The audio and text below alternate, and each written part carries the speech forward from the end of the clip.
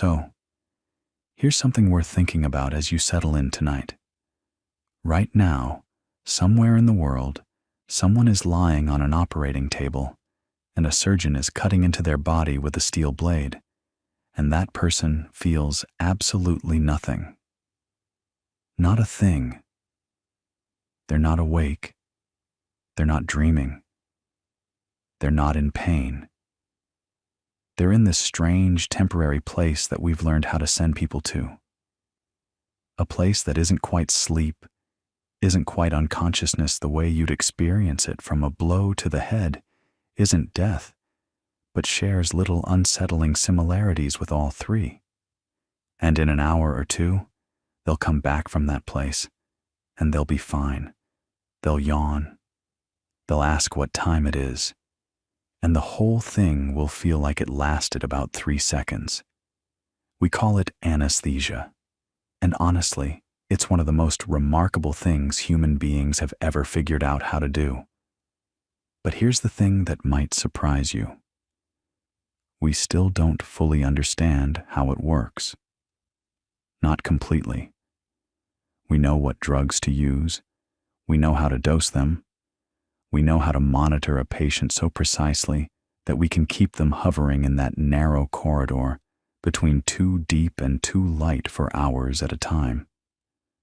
The practice of anesthesia is extraordinarily refined. But the fundamental question, why does this molecule make consciousness go away? That question is still, in some important ways, open. And I think that's fascinating. It means we're going to be talking tonight about one of the great mysteries that's hiding in plain sight, something that happens in hospitals thousands of times a day, something so routine that we barely think about it, and yet underneath the routine is this deep, unresolved puzzle about the nature of awareness itself. But let's not start there. Let's start much further back in a time before any of this existed, because I think you need to feel what the world was like before anesthesia to really appreciate what came after. And I'll warn you, it's not comfortable, but it's important. Imagine it's 1840. You're in London or Boston or Edinburgh. Doesn't matter. The situation is roughly the same everywhere. You've got a kidney stone or a shattered leg or a tumor growing on your jaw, and the only option is surgery. There is no other option. So you walk into an operating theater, and they really were theaters, by the way, with tiered seating for students and spectators, and you lie down on a wooden table, and someone hands you a leather strap to bite down on, or maybe a slug of whiskey, or if you're lucky, a dose of opium that will take the edge off, but won't come close to eliminating the pain. And then the surgeon picks up his knife, and he cuts into you while you are fully, completely, horribly awake. Speed was everything. The best surgeons were the fastest surgeons, because every second of cutting was a second of unimaginable agony for the patient. Robert Liston, who worked at University College Hospital in London in the 1840s, was famous for being able to amputate a leg in under 2.5 minutes. He'd tell the students in the gallery to time him. "Time me, gentlemen," he'd say, and then he'd go to work. He was so fast and so aggressive with his blade that he once accidentally cut off his assistant's fingers during an amputation. The patient died of infection. The assistant died of infection from his wound. And reportedly, a spectator who got nicked by the blade, or who may have simply died of shock from watching, also died. It's sometimes called the only operation in history with a 300% mortality rate. Now, some historians question whether that last death really happened. The details have gotten a bit embellished over the years, but the core of the story tells you something real about what surgery was like. It was fast, it was violent, it was desperate, and it was done to people who could feel every moment of it. Patients would scream. They would thrash. They had to be held down by strong men. That was an actual job, holding the patient still while the surgeon worked. Some patients went into shock and died on the table, not from the surgery itself, but from the sheer overwhelming pain. Children had surgery done to them this way. Think about that for a second. The operating theatre at St. Thomas's Hospital in London, which you can still visit today, it's been preserved as a museum, has a box of sawdust underneath the operating table. That was there to catch the blood. The floor is scuffed and stained. Standing in that room, you can almost hear it. So the need was obvious. The need was screaming, literally screaming, from every operating table in the world. And it's not like people hadn't tried to solve this problem.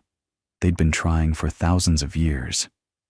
The ancient Sumerians, around 3000 BCE, knew about the opium poppy. They called it the joy plant. The Egyptians used it. The Greeks used it. Dioscorides, the Greek physician who lived in the 1st century, wrote about something he called a sleeping potion made from mandrake root and opium. In the Middle Ages, there was a preparation called the soporific sponge. You'd soak a sponge in a mixture of opium, mandrake, hemlock, and sometimes henbane, let it dry, and then when you needed it, you'd wet the sponge and hold it under the patient's nose. The fumes were supposed to put them to sleep. And sometimes these things sort of worked. Opium genuinely dulls pain. It's hitting real receptors in your nervous system. We'll talk about that later. Mandrake contains scopolamine, which has real sedative properties. But the problem was dosing. Always dosing. There was no way to control how much of the drug the patient was actually absorbing. Too little, and they'd still feel everything. Too much, and you'd kill them. The line between an effective dose and a lethal dose for many of these substances was terrifyingly thin, and without any way to measure blood concentration or monitor vital signs, you were essentially guessing. A lot of patients died not from the surgery, but from the anesthetic. So most surgeons just didn't bother. Better to have a screaming patient than a dead one, was the thinking. Speed and restraint were more reliable than potions. There were other approaches too, none of them great. Compressing the carotid arteries to cut off blood flow to the brain and make the patient pass out, which, yes, is as dangerous as it sounds. Packing a limb in ice to numb it, which helped a little for extremity surgery, but did nothing for anything deeper. Mesmerism had a brief vogue in the 1840s. Followers of Franz Mesmer believed you could use what they called animal magnetism to put patients into a trance state where they wouldn't feel pain. A Scottish surgeon named James Isdale actually performed hundreds of operations in India using mesmerism, and he reported remarkably low mortality rates, which is genuinely interesting. Some historians think his patients may have experienced a real placebo-mediated pain reduction, or perhaps a form of hypnotic analgesia, which is a real phenomenon. But the mainstream medical establishment dismissed it as quackery, and it never caught on widely. So that's where things stood for most of human history. Surgery was torture, pain was the price of survival, and the search for a way to eliminate that pain was littered with failed attempts, dangerous concoctions, and dead patients. It's one of those situations where the problem was so old and so persistent that people had almost stopped believing it could be solved. Pain during surgery was just a fact of life, like gravity. You didn't question it. And then, in the space of about 4 years in the 1840s, everything changed. And it changed in this wonderfully messy, very human way. Not through one clean discovery, but through a tangle of rivalries, missed opportunities, public demonstrations that went wrong, priority disputes that ruined lives, and a few moments of genuine, world-altering brilliance. The story really starts with a gas, nitrous oxide. You know it as laughing gas. It was first synthesized by an English chemist and clergyman named Joseph Priestley in 1772.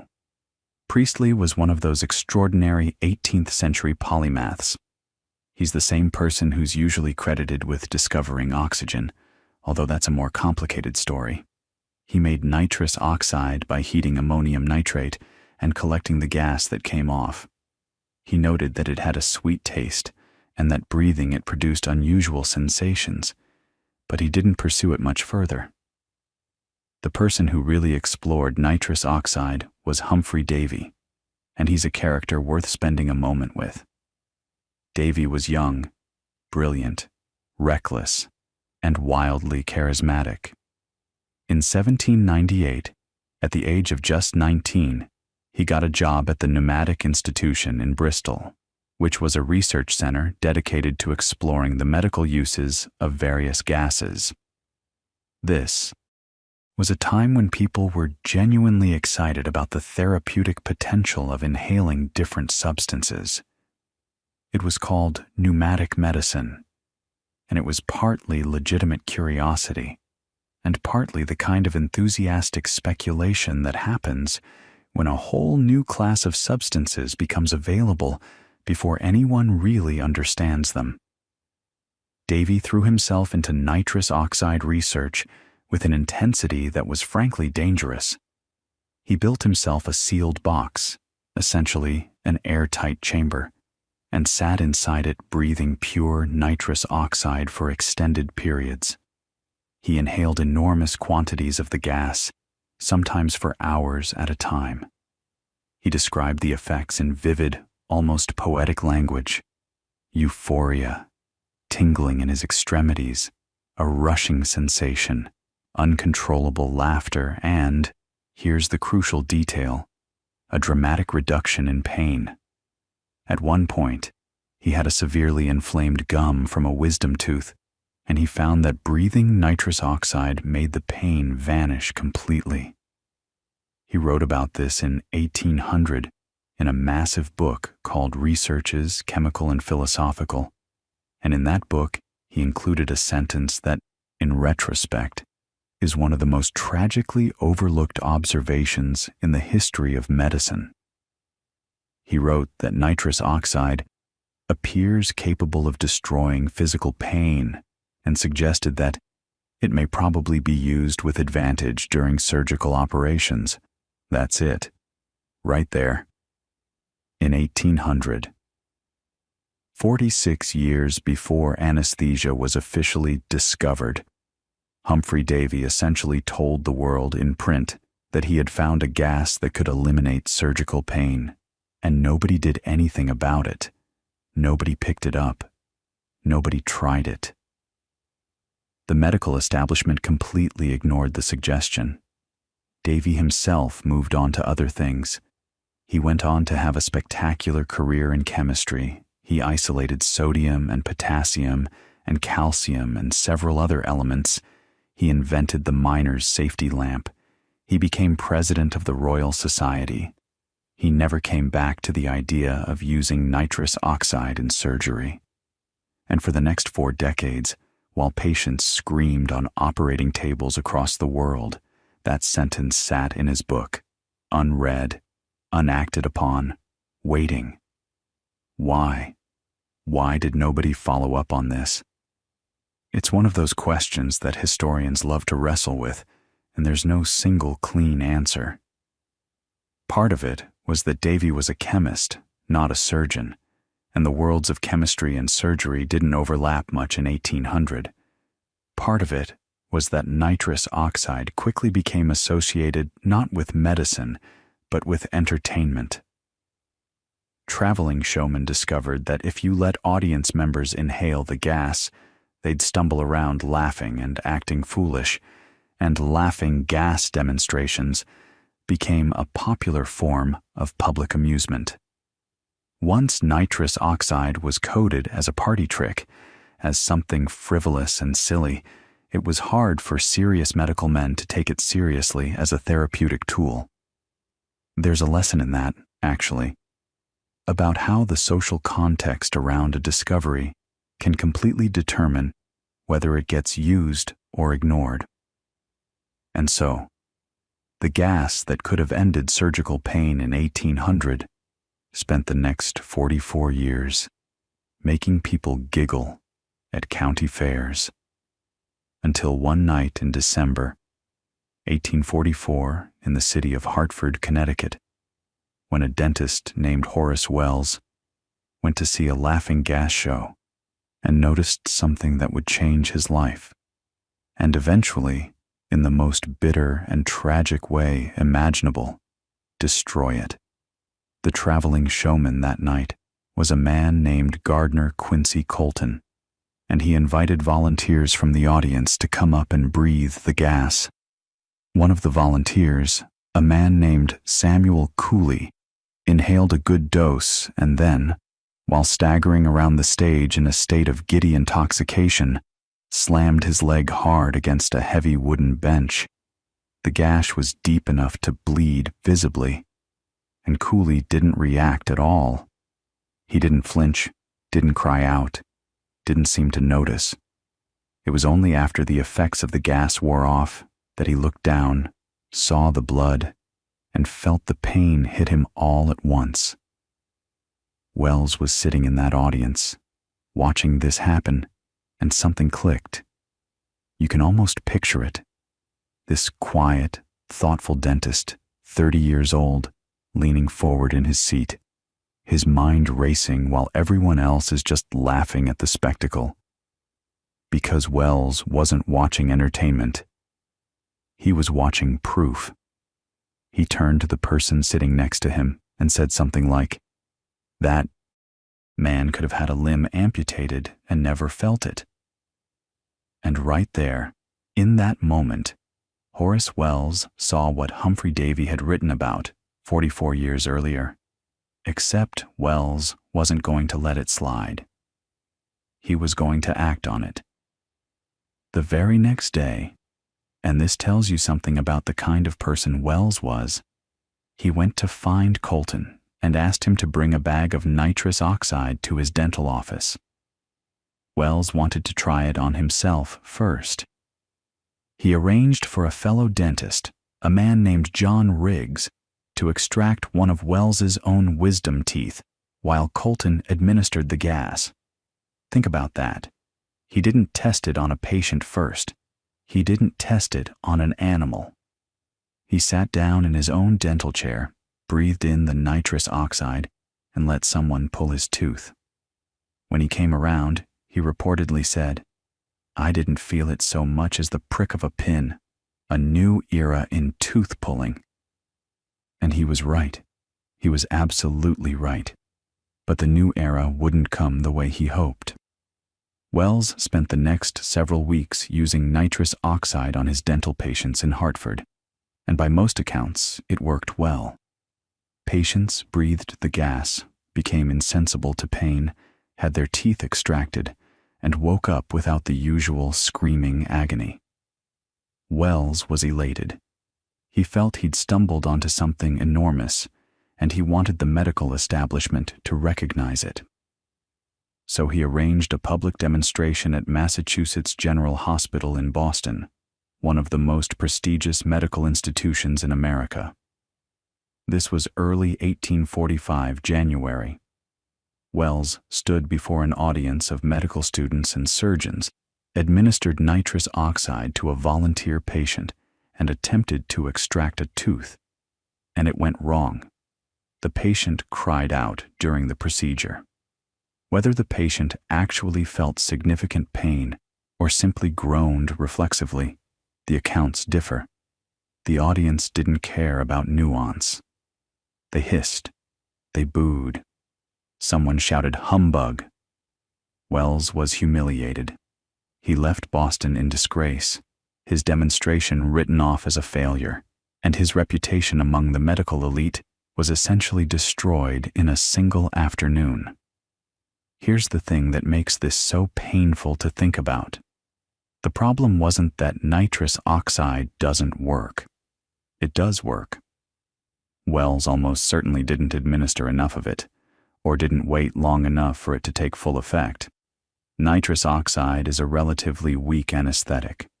It's wonderful for dulling pain, for taking the edge off, for making a dental procedure bearable, but it's not the most potent agent in the world.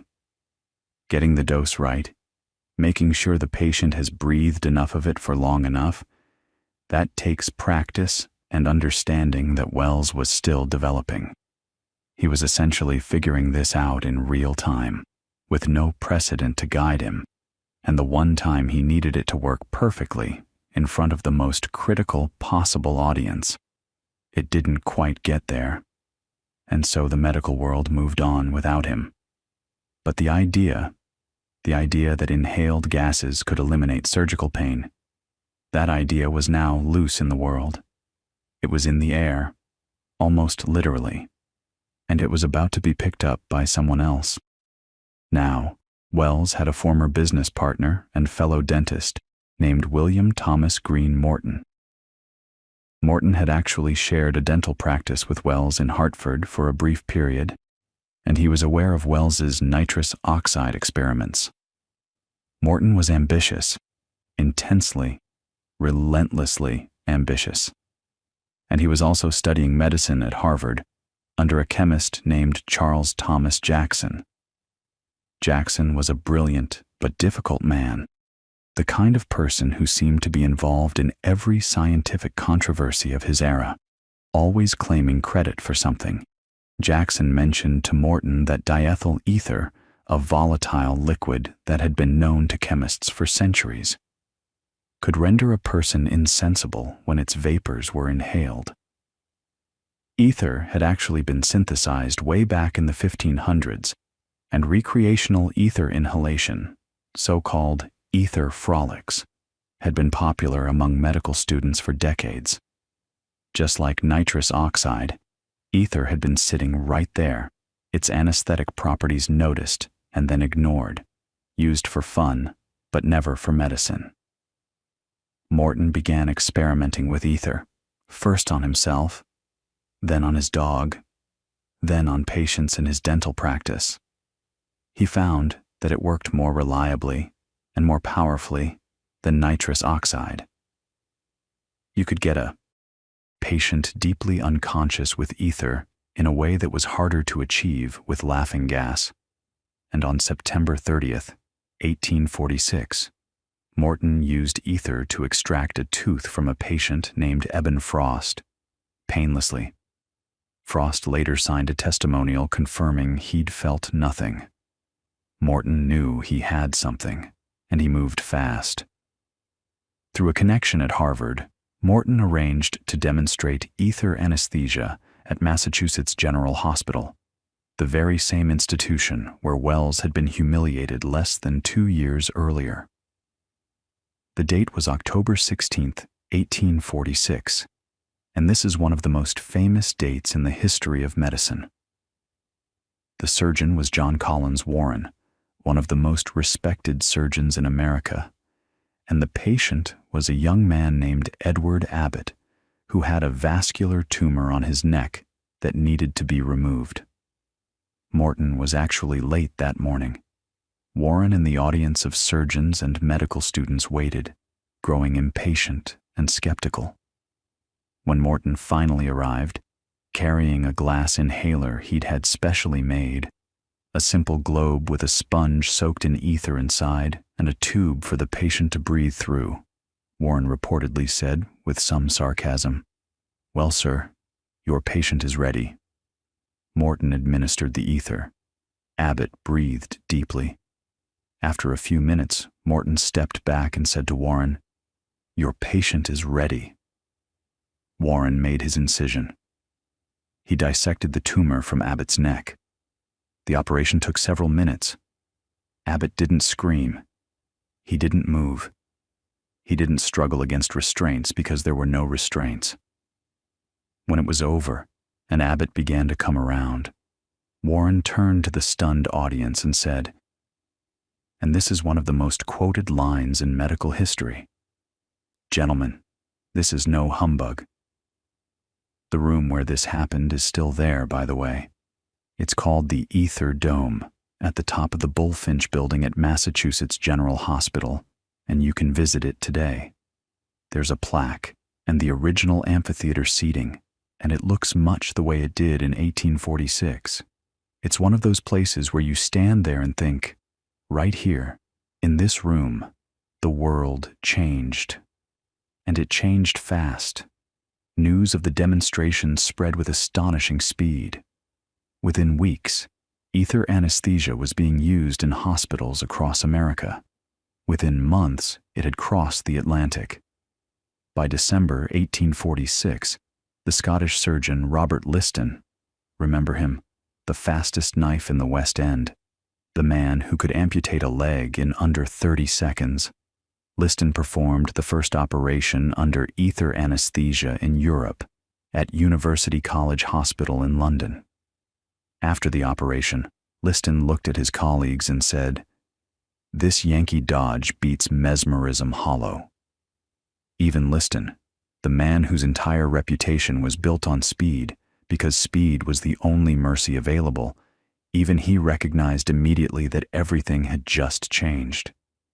If you could eliminate pain, you didn't need to be fast anymore. You could be careful. You could be precise. You could take your time.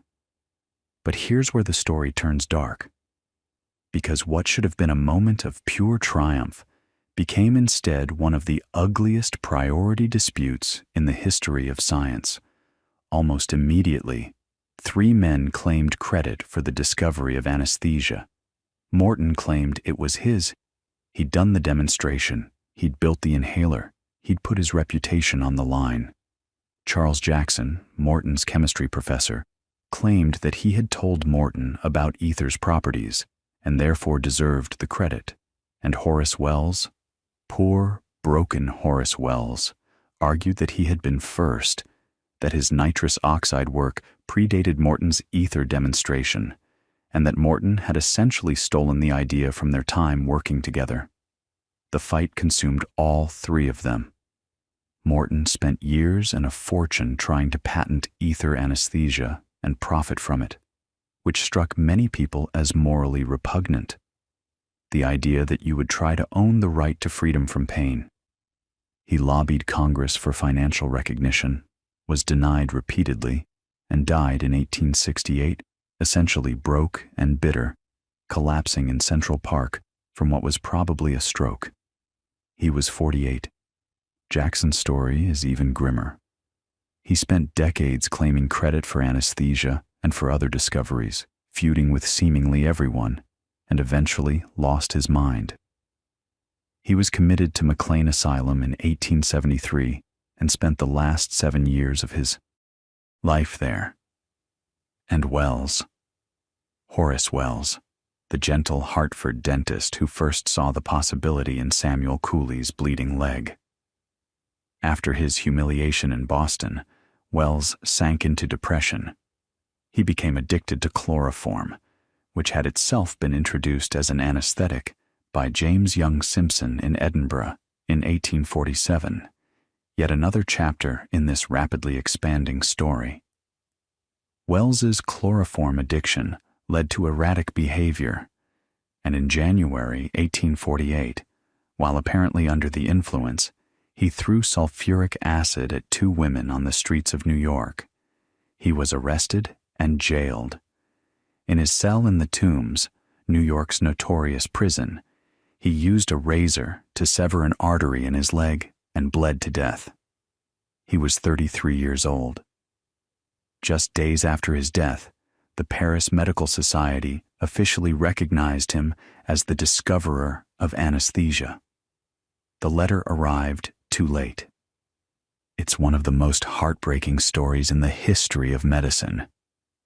3 men, all of whom played genuine roles in bringing anesthesia to the world, and not one of them got a happy ending. There's a monument in Boston, on the Boston Common actually, called the Ether Monument, erected in 1868. It doesn't name any of the 3. The controversy was so bitter, so unresolvable, that they just left the names off entirely. It commemorates the discovery without crediting the discoverer. But while the humans were destroying each other over credit, the science itself was racing forward, because ether, for all its revolutionary impact, was far from perfect.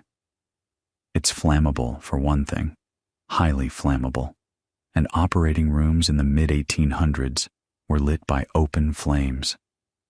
It smells terrible. Patients often vomited during induction or recovery.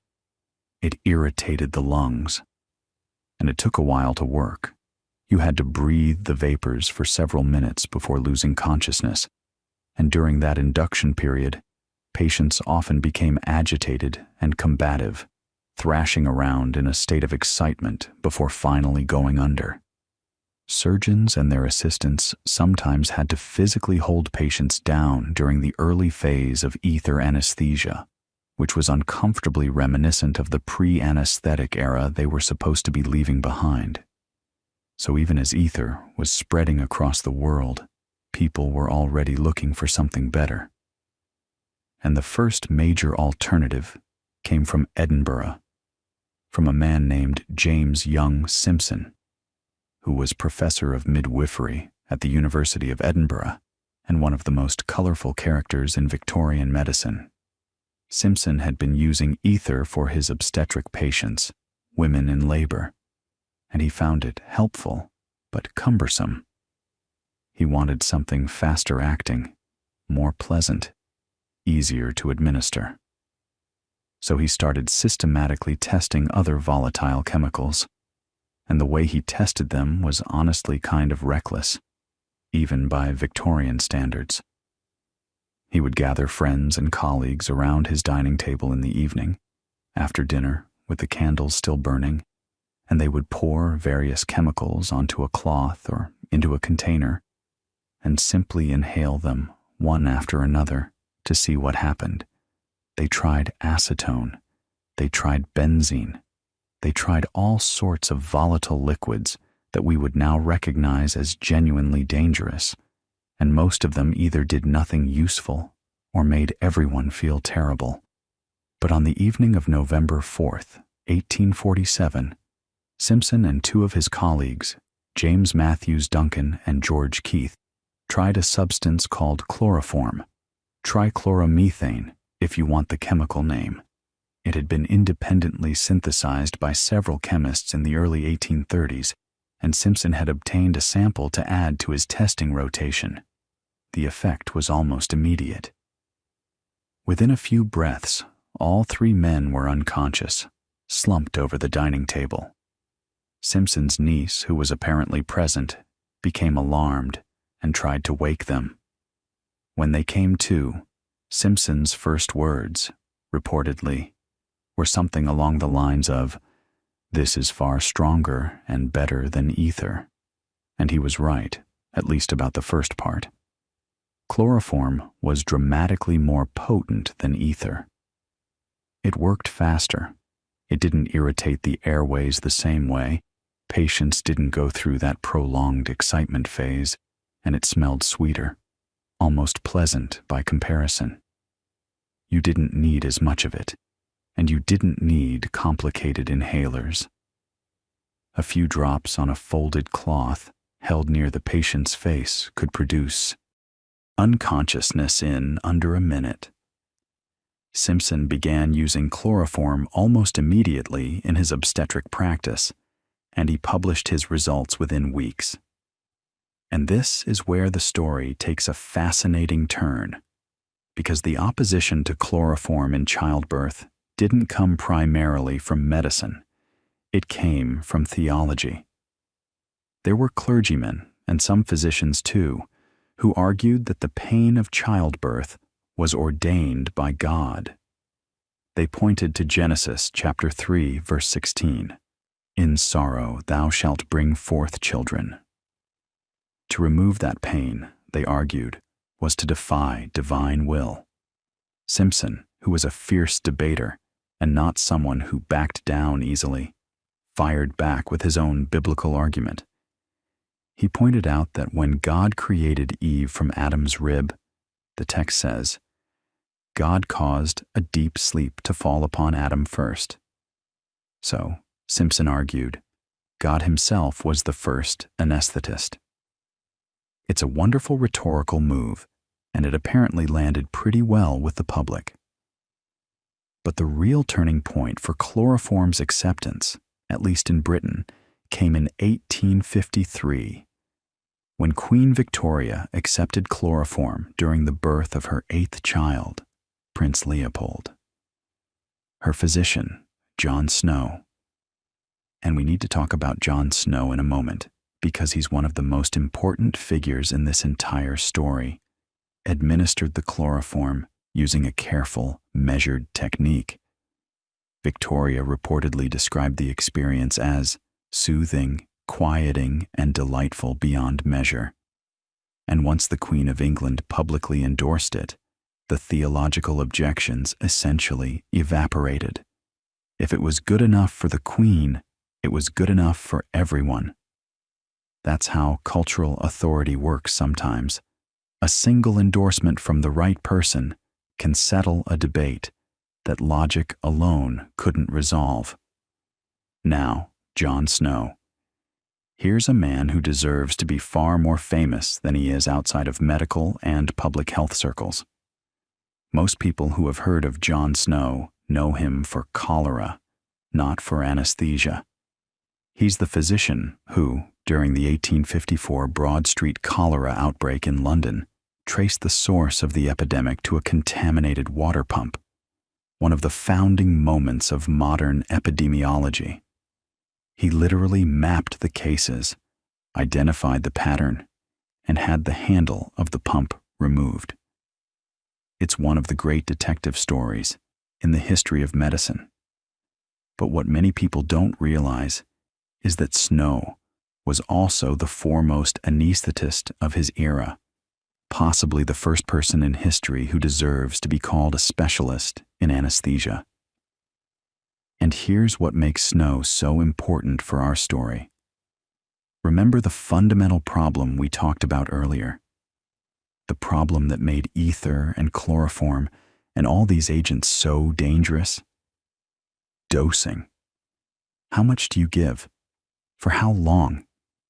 How do you know when you've given enough, and how do you know when you've given too much? Before Snow, the answer was basically guesswork. You poured some chloroform on a rag, you held it near the patient's face, and you watched for signs that they were going under. If they stopped breathing, you pulled the rag away and hoped they'd start again. It was crude, and it was killing people. Because here's the thing about chloroform, and this is the dark side that Simpson's enthusiasm initially glossed over. Chloroform is far more dangerous than ether. The gap between the dose that produces unconsciousness and the dose that stops the heart is terrifyingly narrow. In pharmacological terms, we say it has a low therapeutic index. The ratio between the effective dose and the lethal dose is small. With ether, you have a relatively wide margin. You can give a bit too much, and the patient will still be okay. With chloroform, a bit too much can kill. And it did kill. The first recorded death from chloroform anesthesia came in January 1848, barely 2 months after Simpson's dining table experiment. A 15-year-old girl named Hannah Greener in the town of Winlaton in northeast England was having a toenail removed, a minor procedure. She was given chloroform on a cloth. Within minutes, she was dead. Her heart simply stopped, and Hannah Greener was not the last. Deaths from chloroform accumulated steadily through the 1850s and beyond. Some estimates suggest the mortality rate from chloroform anesthesia was roughly 1 in 3,000, which might sound low until you consider how many operations were being performed across the British Empire. That's a lot of preventable deaths. John Snow understood that the problem was concentration, When you pour chloroform onto a cloth and hold it near someone's face, you have almost no control over how much vapor they're actually inhaling. The concentration varies wildly, depending on how much liquid you've applied, how close the cloth is, how deeply the patient is breathing, the temperature of the room, all of it. Snow's great contribution was to approach anesthesia as a problem of physics and physiology, not just pharmacology. He studied the vapor pressures of ether and chloroform. He calculated how concentration in inhaled air related to concentration in the blood. He designed inhalers, actual devices with chambers and valves that allowed the anesthetist to deliver a known controlled concentration of vapor. He was, in essence, the first person to treat anesthesia as an engineering problem. How do you build a system that delivers a precise amount of a volatile agent to a patient's lungs, reliably and repeatably? Snow published a book in 1858 called On Chloroform and Other Anesthetics, which laid out his methods and his data.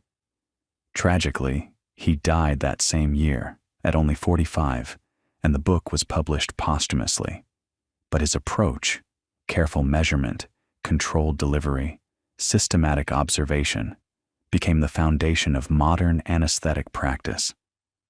Every vaporizer on every anesthesia machine in every operating room in the world today is a descendant of John Snow's insight that you need to control the concentration of what you're giving.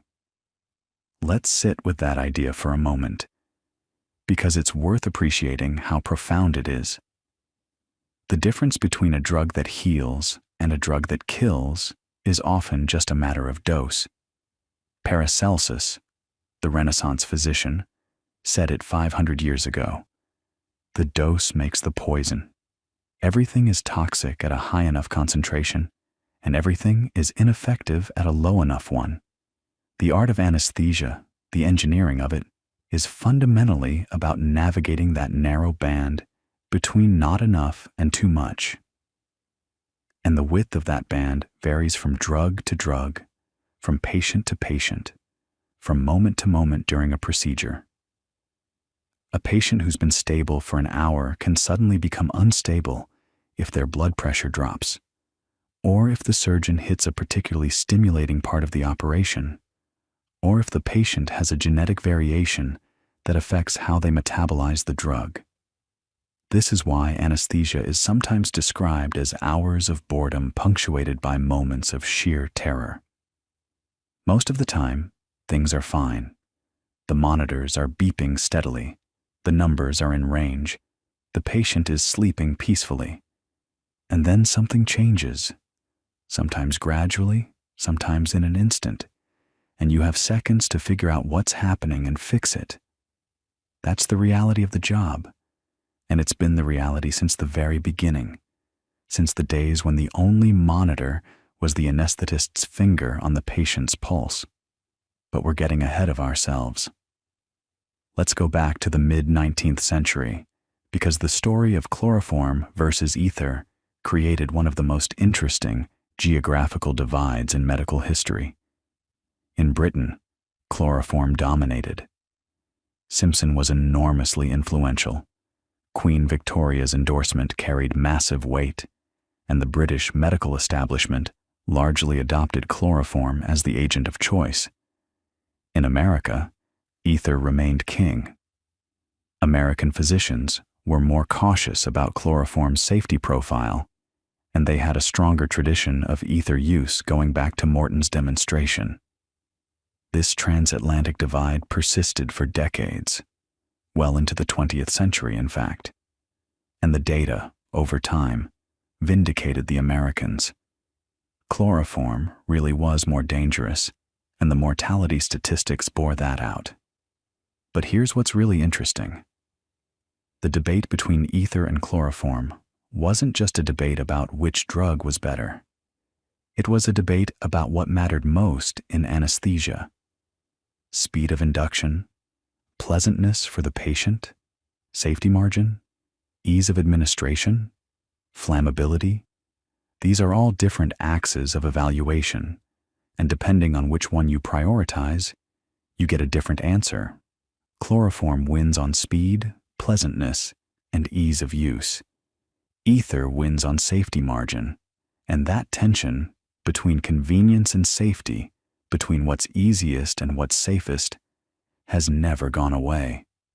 It runs through the entire history of anesthesia like a thread, and it's still present today in debates about which modern agents to use in which situations.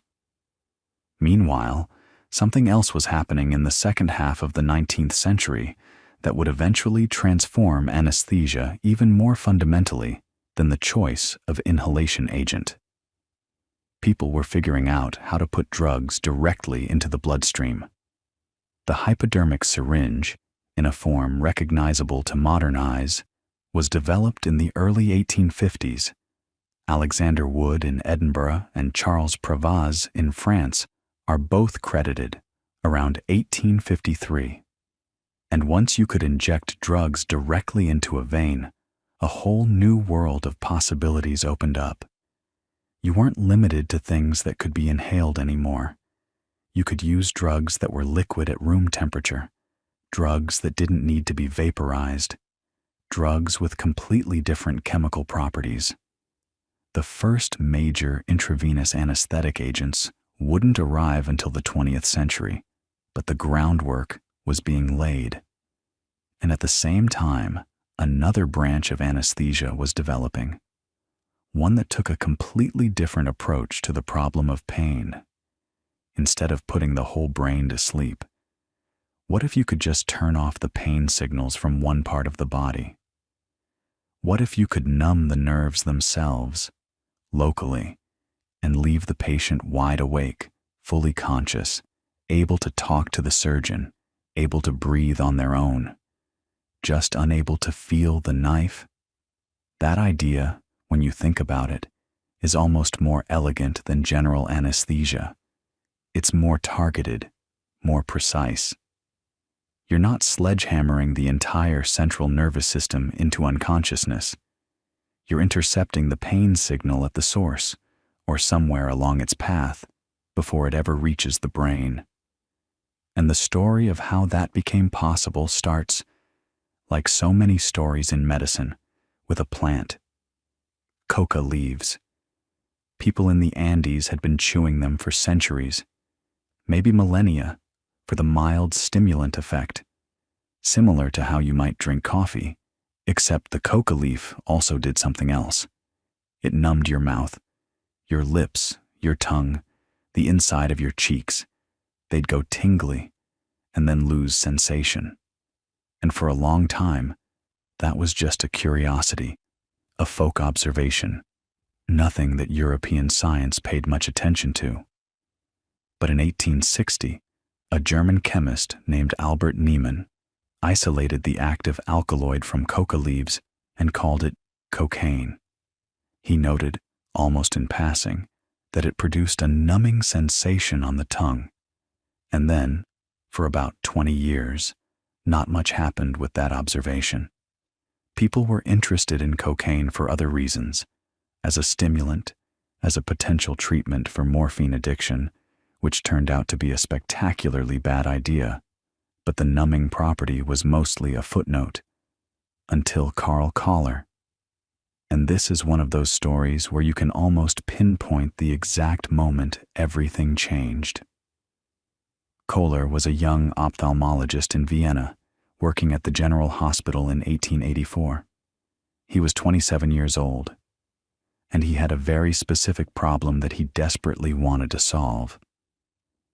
Eye surgery in the 1880s was a nightmare, and not primarily because of pain, though pain was certainly part of it, but because the patient couldn't keep still. Think about it. Someone is coming at your eye with a scalpel. Your every instinct is to flinch, to blink, to pull away. General anesthesia helped, but it introduced its own problems for eye surgery. The patient might vomit, which increases pressure inside the eye, which is exactly what you don't want when someone has the eye open. What Collar needed was a way to make the eye completely numb while the patient stayed awake and cooperative. He needed local anesthesia. Now, Collar knew about cocaine's numbing effect. He'd actually learned about it from none other than Sigmund Freud, who was a colleague at the same hospital and was at that time deeply interested in cocaine for completely different reasons. Freud was investigating it as a wonder drug, a stimulant, an antidepressant. Freud even published a paper called Über Coca in 1884, and in it he mentioned the numbing of mucous membranes, but he didn't pursue that angle. He was focused on the psychological effects. And here's one of those beautiful what-if moments in history. Freud came so close to discovering local anesthesia. He was right there. He had the drug. He knew about the numbing. But he didn't make the leap. He went on vacation, actually, leaving Collar to experiment. And Collar did experiment. He dissolved cocaine in water and dripped it into the eyes of a frog. Then he touched the frog's cornea. Nothing. No blink reflex. The eye was completely insensible. He tried it on a rabbit. Same result. And then, and this took real courage, he tried it on himself. He put a few drops of cocaine solution into his own eye, waited a moment, and then touched his cornea with a pin. He felt nothing. No pain. No reflexive blinking. Just numbness. Targeted, precise, local numbness. On September 15th, 1884, Collar's findings were presented at the Ophthalmological Society in Heidelberg. He couldn't actually attend himself. He couldn't afford the train fare, so a colleague named Josef Brettauer read the paper on his behalf. And the reaction was immediate and electric. Within weeks, ophthalmologists across Europe were using cocaine for eye surgery. Within months, surgeons and dentists were experimenting with it for other procedures. The genie was out of the bottle. You could block pain without blocking consciousness. And here's what's really clever about why cocaine works as a local anesthetic, and this gets us into some beautiful neuroscience. Your nerves transmit pain signals as electrical impulses, right? But those electrical impulses depend on sodium ions flowing through tiny channels in the nerve cell membrane. When a pain signal travels along a nerve, it moves as a wave of sodium channels opening, one after another, like dominoes falling. Sodium rushes in, the electrical charge shifts, the next channel opens, and so on, all the way from your fingertip or your cornea up to your spinal cord and brain. What cocaine does, and what all local anesthetics after it do, is physically block those sodium channels. It plugs them up, so the signal starts, but it can't propagate. It's like cutting a wire. The pain signal reaches the numbed section of nerve and just stops, never makes it to the brain. Your brain never gets the message, so you never feel the pain. But everything else still works. You're still awake, still thinking, still breathing. You just can't feel that one area. Now, cocaine turned out to be a problematic local anesthetic, and you can probably guess why. It's addictive. It's a powerful stimulant. In high doses, it causes anxiety, seizures, cardiac arrhythmias. And surgeons in the 1880s and 1890s, excited about this new tool, were sometimes using quite large amounts of it. There were deaths. There were cases of addiction among both patients and physicians. So the race was on to find something that worked like cocaine, blocking those sodium channels, but without the stimulant effects, without the addiction potential, without the cardiac toxicity. And this led to one of the most productive periods of pharmaceutical chemistry in history. The key breakthrough came from understanding cocaine's molecular structure and figuring out which part of the molecule was responsible for the nerve-blocking effect and which part was responsible for the stimulant and addictive properties. It turns out these are different parts of the molecule. The sodium channel blocking action comes from one region, and the dopamine-related stimulant effects come from another. So chemists started building synthetic molecules that kept the nerve-blocking part, but dropped the rest. In 1905, a German chemist named Alfred Einhorn synthesized procaine, which you might know by its trade name, Novocaine. And procaine was a revelation. It blocked sodium channels beautifully. It produced excellent local anesthesia, and it had essentially none of cocaine's stimulant or addictive properties. It was safer, more predictable, and it could be manufactured in a lab rather than extracted from coca leaves. Novocaine became the standard local anesthetic for decades, especially in dentistry. If you've ever had a dental injection that made half your lip go numb for 3 hours, you've experienced a direct descendant of Coller's 1884 discovery. But local anesthesia wasn't just about numbing a small patch of tissue. People quickly realized you could be much more ambitious. What if, instead of numbing just the surface, you injected the anesthetic right next to a major nerve trunk? You could numb an entire arm, an entire leg, an entire region of the body. This is regional anesthesia, and it's a step up in both power and complexity. You're not just blocking the tiny nerve endings in the skin. You're blocking the main cable, the highway that carries all the sensory signals from a whole limb. And then someone had an even bolder idea. What if you injected the anesthetic into the spinal canal itself? Your spinal cord is this bundle of nerves running down through your vertebrae, and all the sensory nerves from your lower body feed into it. If you could bathe those nerve roots in local anesthetic, you could numb everything from the waist down. The patient would be fully awake, fully conscious, able to chat with you, but unable to feel anything below the level of the injection. This is spinal anesthesia, and the first person to deliberately perform it was August Beer, a German surgeon, in 1898. And Beer's story is wild. He first tried it on a patient, injecting cocaine into the spinal fluid, and it worked. The patient felt no pain during surgery on his leg. But Beer wanted to understand the experience from the inside, so he asked his assistant, August Hildebrandt, to perform a spinal injection on him. There was a technical problem with the syringe. It didn't fit the needle properly, and a significant amount of Beer's cerebrospinal fluid leaked out before the cocaine could be injected. So they switched roles, and Beer injected Hildebrandt instead. And it worked beautifully. Hildebrandt lost all sensation in his lower body. To test the extent of the block, Beer did things that sound almost comically brutal by modern standards.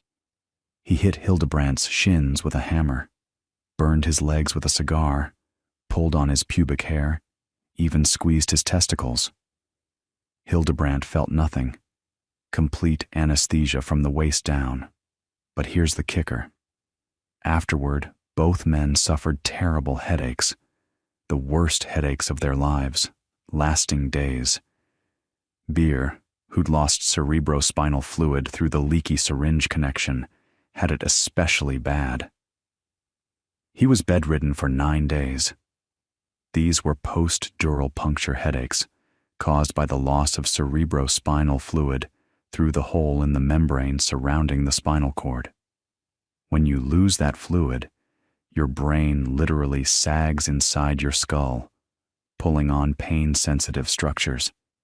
It's agonizing, and this side effect would plague spinal anesthesia for decades until people figured out that using thinner needles and specific needle tip designs could dramatically reduce the incidence. The pencil point spinal needle, developed much later, parts the fibers of the dura rather than cutting through them, leaving a smaller hole that seals more readily.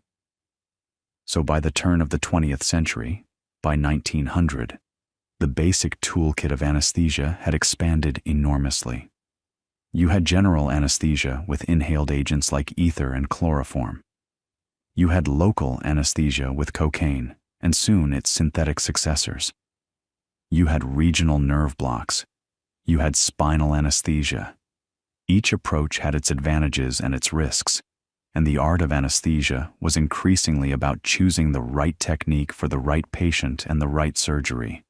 But there was still a massive gap in the toolkit. General anesthesia still meant inhaling a volatile liquid from a mask or a cloth. It was messy, imprecise, and the induction, that period of going under, could be prolonged and unpleasant, with a stage of excitement and thrashing that made it difficult for everyone involved. What people really wanted was something you could inject into a vein that would produce smooth, rapid unconsciousness. An intravenous general anesthetic. And the search for that agent would turn out to be one of the most fascinating and, honestly, one of the most dangerous chapters in the entire history of anesthesia. Because unlike ether, which people stumbled into almost by accident at parties, and unlike chloroform, which Simpson discovered by basically knocking himself out at his own dinner table, the search for an intravenous anesthetic was deliberate, systematic, and riddled with dead ends that sometimes literally killed people. Let's set the scene. It's the early 1900s. The hypodermic syringe has been around for about 50 years. Doctors are comfortable with the idea of injecting things into the body. Morphine is being injected routinely for pain. Cocaine is being injected around nerves for regional blocks. But injecting something directly into a vein to produce unconsciousness, that's a different proposition entirely. Because whatever you push into that vein is going to reach the brain in seconds. There's no taking it back. With an inhaled agent, if the patient starts going too deep, you can pull the mask away and they'll start breathing room air and lighten up. It's slow, it's controllable, it's forgiving. An intravenous agent is the opposite. Once it's in, it's in. The first serious attempts at intravenous anesthesia actually go back further than you might expect. As early as 1872, a French surgeon named Pierre-Cyprien Auret experimented with injecting chloral hydrate, a sedative that had been around since the 1860s, directly into veins to produce surgical anesthesia. And it worked, sort of. Patients did lose consciousness. But chloral hydrate is a terrible intravenous anesthetic. It's irritating to veins. The dose required for surgical anesthesia is dangerously close to the dose that stops your breathing, and the recovery is prolonged and miserable. Auret reported deaths, and the technique was largely abandoned. It was a proof of concept. Yes, you can produce unconsciousness by injecting something into a vein, but the drug itself was wrong. For the next several decades, people tried various substances. Ether was actually injected intravenously by some experimenters, which sounds insane, and it kind of was. Hetanol, a urethane derivative, was tried in Russia around 1909 by a surgeon named Fedorov. These attempts kept running into the same fundamental problems. Either the drug was too irritating to veins, or the therapeutic window was too narrow, or recovery took forever. What everyone wanted was a drug that would put you under quickly, smoothly, predictably, and then let you wake up cleanly. And for a long time, that drug simply didn't exist. The breakthrough came from an unexpected direction, from the barbiturates. And the story of barbiturates is one of those beautiful threads in the history of chemistry, where a discovery made for one purpose ends up transforming something completely different. Barbituric acid was first synthesized in 1864 by a German chemist named Adolf von Baeyer. Now, there's a famous and probably apocryphal story about how it got its name. One version says Baeyer celebrated his discovery on the feast day of St. Barbara and combined her name with urea, one of the starting materials. Another version, and this is the one people love to tell, says he named it after a woman named Barbara he was fond of at the time. We don't actually know which story is true, and honestly, it doesn't matter much. What matters is that barbituric acid itself has no pharmacological activity. It doesn't do anything to the nervous system, but its derivatives, compounds made by attaching various chemical side chains to the barbituric acid core, turned out to be extraordinarily potent sedatives and hypnotics. The first clinically useful barbiturate was barbital, synthesized in 1902 by Emil Fischer and Joseph von Mering, and marketed under the trade name Veronal. Fischer, by the way, was a giant of organic chemistry. He'd already won the Nobel Prize for his work on sugars and purines. Barbital was an effective sleeping pill, and it became widely used, but it was an oral drug, slow-acting, long-lasting, not what you'd want for surgical anesthesia. Over the next 2 decades, chemists systematically explored the barbiturate family, tweaking the molecular structure, adding different side chains, trying to create compounds that were faster acting and shorter lasting. Think of it like tuning a radio dial. Small changes in the molecule's structure produced dramatic changes in how quickly the drug worked and how long its effects lasted. And here's why that matters from a chemistry perspective. The barbituric acid ring is a 6-membered ring with specific positions where you can attach different chemical groups. By varying what you attach at the number 5 carbon position, you can make the molecule more or less lipid-soluble, more or less fat-loving. And this is crucial because the brain is essentially a fatty organ. The more lipid-soluble a barbiturate is, the faster it crosses from the blood into the brain, and the faster it produces unconsciousness. But there's a trade-off. Very lipid-soluble drugs also tend to redistribute quickly into other fatty tissues throughout the body, which means their effect on the brain can be brief. So by making a barbiturate more lipid-soluble, you could potentially create something that acted fast and wore off fast, exactly what anesthesia needed. The first barbiturate used intravenously for anesthesia was hexobarbital, introduced in 1932 under the trade name Evapon.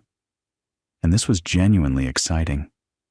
For the first time, an anesthetist could inject a clear solution into a patient's vein and watch them drift off to sleep within 30 to 60 seconds. No mask over the face, no pungent fumes, no stage of excitement and thrashing. Just smooth, quiet unconsciousness. Patients loved it. Compared to the experience of having an ether-soaked cloth pressed over your nose and mouth while you struggled and coughed and felt like you were suffocating, this was a revelation. But hexobarbital wasn't perfect. Its duration was somewhat unpredictable, and it had some side effects that made anesthetists uneasy. The real game changer came just a couple of years later, in 1934, when 2 chemists at Abbott Laboratories, Ernest Vollweiler and Donnelly Taburn, synthesized thiopental. And thiopental, marketed as pentothal, would become arguably the most important intravenous anesthetic of the 20th century. It would also become one of the most infamous drugs in history, but we'll get to that. Thiopental is a thiobarbiturate, meaning it has a sulfur atom where other barbiturates have an oxygen atom. That single atomic substitution, swapping oxygen for sulfur, makes the molecule significantly more lipid-soluble, which means it crosses into the brain even faster than hexobarbital. Intravenous injection of thiopental produces unconsciousness in about 15 to 20 seconds. 1 arm-brain circulation time, anesthetists call it. The time it takes for blood to travel from the injection site in your arm up to your brain. That's how fast it works. And here's what's really clever about how thiopental wears off. Because it doesn't wear off the way you might think. You'd assume that the drug gets metabolized, broken down by your liver, and that's why you wake up. But that's not what happens, at least not initially. Thiopental wears off primarily through redistribution. After the initial bolus reaches your brain and makes you unconscious, the drug starts redistributing from the brain, which has a very high blood flow and receives the drug first, into other tissues, particularly muscle and eventually fat. As the drug leaves the brain and spreads out into the rest of the body, the concentration in the brain drops, and you wake up. The actual metabolism of thiopental is quite slow. Your liver takes hours to break it all down. But you don't need to wait for metabolism, because redistribution does the job of ending the acute effect. This is a beautiful piece of pharmacokinetics, and it illustrates something important about drug action that applies far beyond anesthesia. The onset and offset of a drug's effect don't always depend on how fast the drug is made and destroyed. They can depend on how the drug moves around the body, where it goes, how quickly it gets there, and how quickly it leaves. It's like pouring a cup of hot water into a bathtub. The spot where you pour it is briefly very hot, but the heat quickly dissipates as it spreads through the larger volume. The hot water hasn't disappeared. It's just been diluted by distribution. Thiopental was first used clinically in 1934 by Ralph Waters at the University of Wisconsin and by John Lundy at the Mayo Clinic. Both were pioneering anesthetists, and both recognized immediately that this drug was something special. Lundy, in particular, became a champion of thiopental and helped establish it as the standard induction agent for general anesthesia, meaning the drug you use to put someone to sleep before maintaining anesthesia with an inhaled agent. And that combination, intravenous induction followed by inhaled maintenance, became the dominant pattern of general anesthesia for most of the 20th century. It's still used today in many settings, but thiopental also had a dark early chapter, and it's one that carries important lessons about drug safety and the dangers of inexperience. On December 7, 1941, the Japanese attacked Pearl Harbor. In the chaos that followed, military doctors used thiopental extensively to anesthetize wounded soldiers for emergency surgery, and many of those soldiers died, not from their wounds, from the thiopental. The problem was that these were patients in hemorrhagic shock, patients who had lost enormous amounts of blood. Their circulating blood volume was drastically reduced.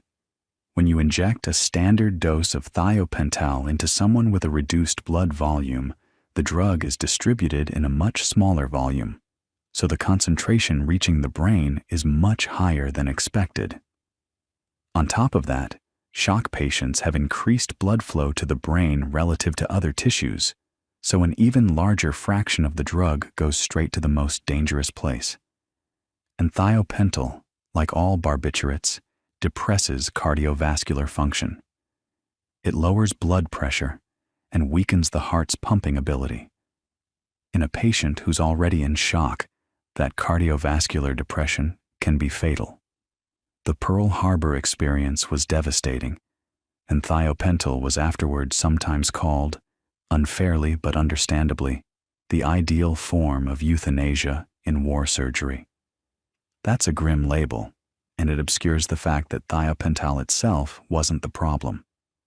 The problem was using a standard dose of a potent cardiovascular depressant in patients who were profoundly hypovolemic.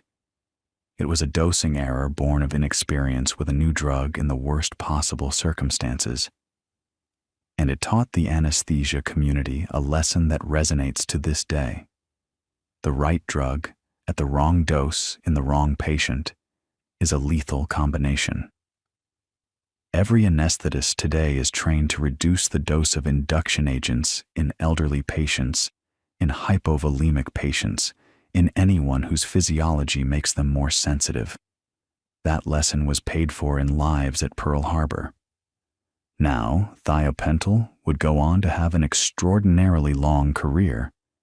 It remained the most widely used intravenous induction agent for decades. But it wasn't perfect, and people kept searching for alternatives. The main issues with thiopental were its cardiovascular depression, the fact that it could trigger laryngospasm and bronchospasm in some patients, and its relatively slow metabolism, meaning that repeated doses or prolonged infusions led to accumulation and very prolonged sedation.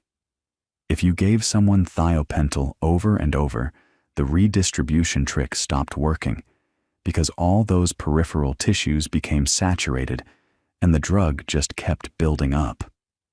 This is where the story starts to branch in interesting directions, because the search for better intravenous agents would eventually produce some truly remarkable drugs, and some truly terrifying ones. In the 1950s and 1960s, researchers explored a wild variety of compounds.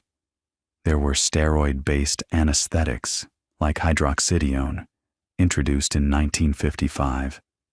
The idea was appealing. Steroids are naturally occurring molecules, so maybe a steroid-based anesthetic would be gentler on the body. And hydroxydione did work, but it was painfully slow to act, taking several minutes to produce unconsciousness, which defeated one of the main advantages of intravenous induction. It also caused thrombophlebitis, painful inflammation of the veins, at a high rate. It didn't last. Then there was propanidid, a drug that was actually metabolized very quickly by enzymes in the blood itself, meaning it had an ultra-short duration of action. Sounds perfect, right? Except it was formulated in a solvent called chromophore EL, which turned out to cause severe anaphylactic reactions, life-threatening allergic responses, in a small but terrifying percentage of patients. Propanidid was withdrawn from clinical use, and the problem of chromophore EL as a drug solvent would come back to haunt anesthesia again, because the same solvent was initially used to formulate another drug that would turn out to be one of the most important anesthetic agents in modern history, propofol. So let's talk about propofol, because its story is genuinely fascinating, and it's a story about how sometimes the right molecule shows up at the wrong time, gets abandoned, and then comes back in a completely different form to change everything. The compound itself, chemically, it's 2,6-disopropylphenol, was first identified as having anesthetic properties in the mid-1970s by a team at ICI, Imperial Chemical Industries, the big British chemical conglomerate. They were doing systematic screening of alkylphenols, which are relatively simple organic molecules, a phenol ring with various hydrocarbon groups hanging off it. And they found that propofol produced rapid, smooth induction of anesthesia with a remarkably quick recovery. Patients woke up fast, and they woke up feeling clear-headed, not groggy and nauseated the way they often did after thiopental. That was a huge deal. The problem? Propofol is an oil at room temperature. It doesn't dissolve in water. And in the late 1970s, when ICI first brought it to clinical trials, they formulated it in, you guessed it, chromophore EL, the same solvent that had doomed propanidid. And sure enough, the chromophore formulation caused pain on injection, and, more worryingly, anaphylactoid reactions. The early clinical trials were not encouraging enough, and for a moment it looked like propofol might join the graveyard of promising anesthetic agents that couldn't survive contact with real patients. But here's the thing. The researchers at ICI knew the molecule itself was extraordinary. The pharmacology was beautiful. Rapid onset, rapid offset. Patients waking up feeling genuinely good. The problem wasn't the drug. The problem was the delivery vehicle. So they went back to the formulation chemistry, and in the mid-1980s they came up with something clever. They reformulated propofol as a lipid emulsion. Essentially, they suspended the oily drug in a mixture of soybean oil, egg lecithin, and glycerol, creating something that looks remarkably like milk. If you've ever seen propofol, that's why it's this distinctive white, milky liquid. Anesthetists sometimes call it milk of amnesia, which is a pretty good joke if you're the kind of person who finds pharmacology puns funny. And honestly, at this hour, I think we all are. The lipid emulsion formulation was introduced commercially in 1986 under the brand name Diprivan, and it changed anesthesia almost overnight. Propofol solved so many of thiopental's problems. Recovery was faster and cleaner. Patients had far less post-operative nausea and vomiting. There was even a slight sense of euphoria on waking. People would emerge from propofol anesthesia and say they felt good, which was essentially unheard of with older agents. The pharmacokinetics were elegant too. Like thiopental, propofol is highly lipid-soluble, so it crosses into the brain rapidly and produces unconsciousness within about 20 to 30 seconds of injection. And like thiopental, the initial offset is due to redistribution rather than metabolism. The drug leaves the brain and moves into muscle and fat. But here's where propofol pulls ahead. It's also metabolized much more quickly than thiopental. The liver clears it efficiently, and there's even some evidence of extrahepatic metabolism. The lungs may contribute to breaking it down. The result is that propofol doesn't accumulate the way thiopental does. You can give it as a continuous infusion for hours, and when you stop the infusion, the patient wakes up relatively quickly. This property made propofol the foundation of a technique called total intravenous anesthesia, or TIVA, where you maintain unconsciousness throughout a surgery using an intravenous infusion rather than inhaled gases. That was a genuine paradigm shift. Now, propofol isn't without its downsides. It causes a significant drop in blood pressure. It dilates blood vessels and depresses cardiac function, so you have to be careful with patients who are already hemodynamically compromised. Remember the lesson from Pearl Harbor, how thiopental at standard doses killed soldiers in shock. The same principle applies to propofol. Dose has to match the patient in front of you, not the textbook. Propofol also causes pain on injection. That sting when it goes into a small vein in the back of your hand can be quite sharp. Anesthetists have developed all sorts of tricks to minimize this, like mixing in a small amount of lidocaine or injecting into a larger vein. And that lipid emulsion, while much safer than Cremophor EL, creates its own issues.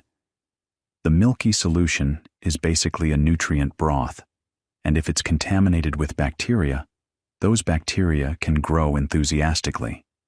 There have been outbreaks of infection traced to improperly handled propofol vials. Strict aseptic technique is essential, and the drug has to be used or discarded within a few hours of opening. But despite all that, propofol became the dominant intravenous induction agent worldwide by the 1990s, and it remains so today. When you go in for surgery and the anesthetist says, "I'm going to give you something to make you sleepy," that white liquid flowing into your IV is almost certainly propofol. And within about 15 seconds, you're going to feel a warmth spreading up your arm, maybe a slight taste in the back of your throat, and then nothing. You're gone. It's that fast. And here's a detail that ties back to something we talked about much earlier, about the fundamental mystery of how anesthesia actually works. Propofol, like so many general anesthetics, appears to exert its primary effect through GABA receptors, specifically GABA A receptors, which are those chloride ion channels we touched on.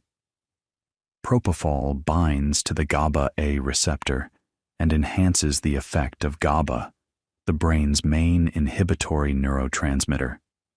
It essentially turns up the volume on the brain's own quiet down signals. At higher concentrations, it can even activate the receptor directly, without GABA being present at all. So it's both potentiating the natural inhibition and adding its own. The result is a profound suppression of neural activity. Consciousness fades, muscles relax somewhat, and reflexes are dampened. But, and this is important, propofol acting on GABA receptors doesn't fully explain anesthesia any more than saying ether disrupts lipid membranes fully explained it a century earlier. We know the molecular target much more precisely now, but the deeper question remains: why does enhancing inhibition at GABA receptors produce unconsciousness? What is it about the pattern of neural suppression that switches off the experience of being aware? That question is still very much alive, and it connects to some of the most profound unsolved problems in neuroscience, the nature of consciousness itself. We'll come back to that. For now, though, let's stay with the story of how the modern anesthetic toolkit came together, because propofol for induction is only one piece. A modern general anesthetic is really a carefully orchestrated combination of drugs, each doing a specific job, and this concept, balanced anesthesia, is one of the most important ideas in the field. The term was actually coined by John Lundy, the same Mayo Clinic anesthetist who helped introduce thiopental clinically in the 1930s. Lundy recognized that no single drug does everything you need during surgery.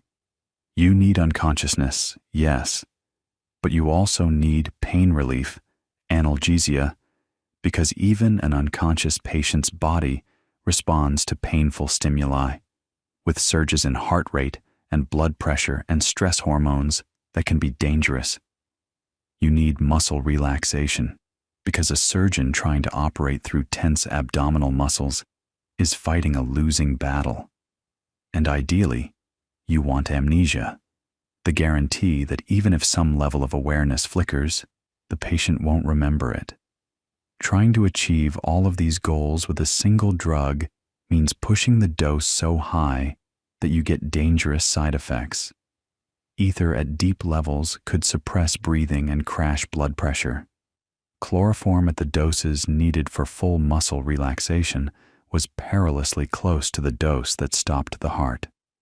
The insight of balanced anesthesia was to use multiple drugs at lower doses, each targeting a specific need, so that the combination achieves what no single agent safely could alone. And the drug that really made balanced anesthesia practical, the one that separated muscle relaxation from everything else, came from one of the most unlikely sources in all of medicine. It came from the Amazon rainforest, from a substance that indigenous peoples had been using for centuries to paralyze and kill game animals. It came from curare. The story of curare entering the operating room is one of those tales that sounds almost too dramatic to be real. European explorers had been writing about poison-tipped arrows and blowgun darts since the 16th century. Sir Walter Raleigh described it. Alexander von Humboldt watched indigenous people prepare it during his South American expeditions around 1800. The poison paralyzed animals. They couldn't move, couldn't breathe, and died of asphyxiation, though the meat remained safe to eat because curare is not well absorbed through the gut. Scientists were fascinated by it. In 1811, the English surgeon Benjamin Brodie showed that animals poisoned with curare could be kept alive if you artificially ventilated their lungs, meaning the drug didn't stop the heart or damage the organs. It specifically paralyzed the skeletal muscles, including the diaphragm. And in 1850, Claude Bernard, the great French physiologist, performed his elegant experiments, showing that curare acted at the junction between nerve and muscle. It didn't damage the nerve, and it didn't damage the muscle. It blocked the transmission between them. This was a landmark in physiology, one of the key experiments that established the concept of the neuromuscular junction as a distinct site where nerve signals are chemically transmitted to muscle fibers. But getting from fascinating jungle poison to safe drug we can use in surgery took nearly a century, and the journey was full of obstacles. The biggest problem was standardization. Curare wasn't a single pure chemical. It was a crude plant extract, a thick, dark paste made by boiling down the bark and stems of various strychnose and chondrodendron species, and the potency varied wildly from batch to batch. You couldn't dose it reliably because you didn't know how strong any given sample was. Imagine trying to use a drug in surgery when the difference between adequate muscle relaxation and patient stops breathing and dies depends on which batch of jungle paste you happen to get. The breakthrough came from an unlikely figure, a man named Richard Gill, an American who had lived in Ecuador and actually suffered from multiple sclerosis. He'd heard that curare might have therapeutic potential for spastic conditions, and in 1938 he brought back a large supply of crude curare to the United States. This supply eventually made its way to researchers at Squibb, who worked with the chemist Oscar Wintersteiner and the pharmacologist Harold King. King had actually isolated the active alkaloid tubocurarine from a museum sample back in 1935. With Gill's supply and better chemistry, Squibb was able to produce a standardized extract called intocostrin. And then, on January 23, 1942, at the Montreal Homeopathic Hospital, a Canadian anesthetist named Harold Griffith and his resident Enid Johnson administered intocostrin to a young man undergoing an appendectomy. The patient's muscles relaxed beautifully. The surgeon had excellent operating conditions. The patient breathed adequately throughout and recovered without complications. Griffith published the results, and within a few years, curare and its derivatives had transformed surgical anesthesia. For the first time, you could have a patient lightly anesthetized, not pushed to dangerous depths, while still achieving the profound muscle relaxation that surgeons needed. It was the missing piece that made balanced anesthesia truly work. But curare introduced a new responsibility and a new danger that would reshape the entire profession of anesthesia. Because when you paralyze someone's muscles, you paralyze their diaphragm. They cannot breathe on their own, which means the anesthetist now had to breathe for them, manually squeezing a bag or, eventually, using a mechanical ventilator. The introduction of muscle relaxants turned the anesthetist from someone who dripped ether onto a mask and monitored the patient's color into someone who was actively managing the patient's airway, breathing, and circulation moment by moment for the entire duration of surgery. It elevated the role enormously. It also meant that if the anesthetist lost control of the airway, if they couldn't ventilate the patient would die. Not from the surgery, not from the anesthetic drug itself, from suffocation, because their muscles had been deliberately paralyzed and nobody was breathing for them. And this brings us to something that might be the most quietly terrifying complication in all of anesthesia, something that connects the muscle relaxant story to the deepest questions about consciousness and awareness. Because here's the scenario that keeps anesthetists awake at night. What happens if the muscle relaxant is working perfectly? The patient is completely paralyzed, unable to move a single muscle, unable to even blink or twitch a finger. But the anesthetic wears off? What if the patient wakes up? That's the nightmare. And it's not hypothetical. It happens. It has happened thousands of times throughout the history of modern anesthesia. And it still happens today, though far less often than it used to. The medical term is intraoperative awareness, And if you want to understand why anesthesia monitoring became such a critical field, why so much technology and research has been poured into figuring out how deeply unconscious a patient actually is, this is the story that drives it all. So, let's sit with this for a moment. Imagine you're a patient in the 1950s or 60s. You've been given thiopental to go to sleep. You've been given a curare derivative to paralyze your muscles. The surgeon is operating. But somewhere during the procedure, the anesthetic effect of the thiopental wears off, or the concentration of whatever inhalational agent is being used dips too low. Maybe the anesthetist is distracted. Maybe the vaporizer is running low. Maybe you just metabolize the drug faster than average. Whatever the reason, your brain starts waking up. You become aware. You can hear voices, the surgeon talking, the clinking of instruments, maybe even a joke someone tells. You can feel pressure. And in some cases, you can feel pain. Real, searing, surgical pain. And here's the cruelest part. You cannot move. You cannot scream. You cannot open your eyes. You cannot twitch a finger to signal that you're awake, because the muscle relaxant is still working perfectly. Every voluntary muscle in your body is paralyzed. You are locked inside your own body, fully conscious, completely helpless, and no one in the room knows. It sounds like something from a horror film, and in fact, it has inspired horror films. But for the people who've experienced it, it's not entertainment, it's trauma.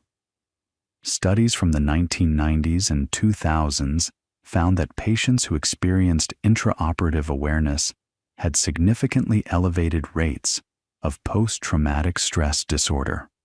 Some developed severe anxiety, insomnia, nightmares, fear of future medical procedures.